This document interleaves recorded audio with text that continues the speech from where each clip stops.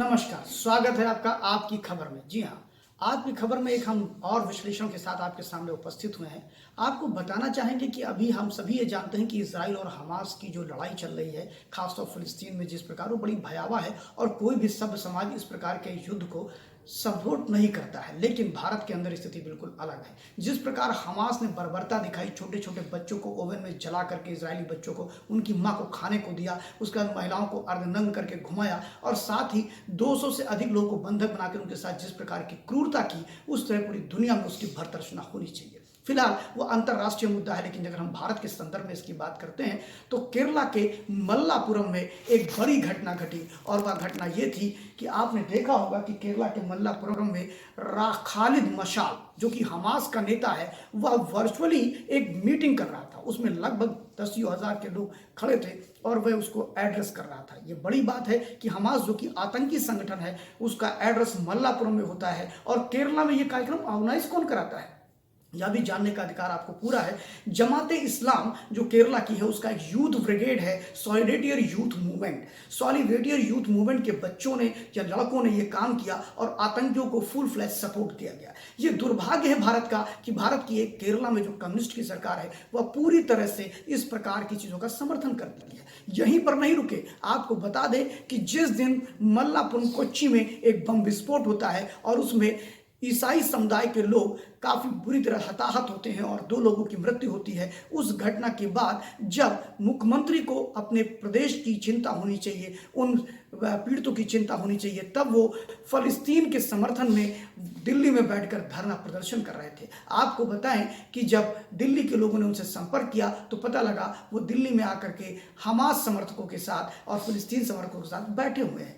कहने का मतलब मेरा सिर्फ इतना है कि आप अब देख रहे हैं कि जिस प्रकार की परिस्थिति बनी हुई है, और वहीं पर आप इंडियन यूनियन मुस्लिम लीग, जो कि गठबंधन दल है कांग्रेस पार्टी का, और जो INIDA गठबंधन बना है उसका भी एक सहयोगी है, वह भी फुल फ्लैश में उसने एक बड़ा कार्यक्रम किया कोझिकोड में, फिलिस्तीन के समर्थन में और हमास के समर्थन में। वहां नारे लगे, झंडे भले ही फिलिस्तीन के हों लेकिन हमास के लिए नारे लगे। आपको बताएं, वहां एक अद्भुत घटना घटी, और वह घटना थी कौन सी? उसमें शशि थरूर, जो केरला में कांग्रेस के बड़े नेता हैं, शशि थरूर भी वहां पर पहुंचे समर्थन देने के लिए फिलिस्तीन को, और उन्होंने अपने भाषण में इस शब्द का प्रयोग कर दिया कि हमास जो है वो आतंकी संगठन है। उसके बाद तत्काल प्रभाव से उन्हें वहां से हटा दिया गया। आपको बताएं, एक और मुस्लिम संगठन है MEM, उसने भी उनको निमंत्रण दिया था इजराइल के विरोध में कार्यक्रम का, उसने भी उनके निमंत्रण पत्र को वापस ले लिया और कहा हमारे कार्यक्रम में मत आइएगा। सोचने की बात यह है कि हमास के ये समर्थक जो भारत में घूम रहे हैं, आखिर वे कितना कुतर्क दे रहे हैं।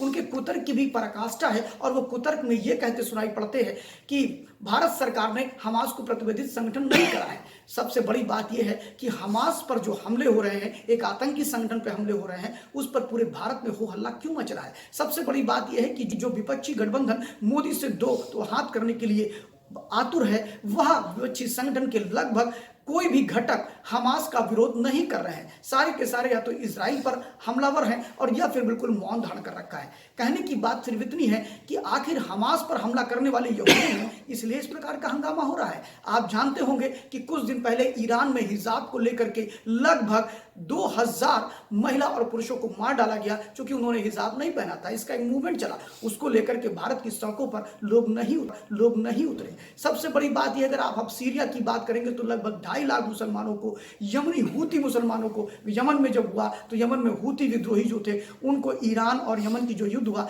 2.5 लाख मुसलमान मारे गए, उसमें कहीं कोई सड़कों पर नहीं उतरा।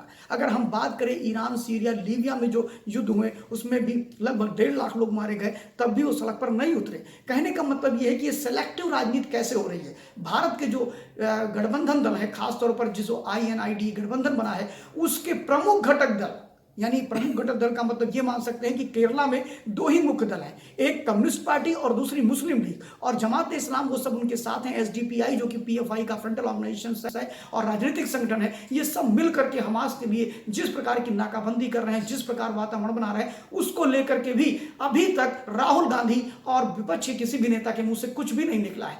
कहने का मतलब सिर्फ इतना है कि हमास जो है उसको लेकर के भारत में जिस प्रकार का समर्थन हो रहा है, वह कतई भी उचित नहीं है। हमास एक बर्बर संगठन है और एक जिहादी संगठन है। इसको लेकर के विपक्ष को सोचना पड़ेगा, वरना 2024 कांटे की टक्कर में ही स्वीप करेंगे नरेंद्र मोदी।